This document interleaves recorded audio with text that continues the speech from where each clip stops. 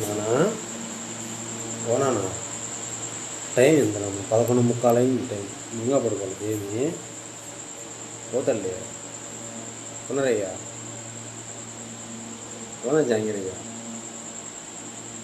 పునరే ఏమియా నిద్రాలా నీకా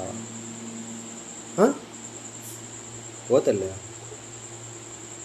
టైం ఎంతనమ్మా 11:46. అమ్మో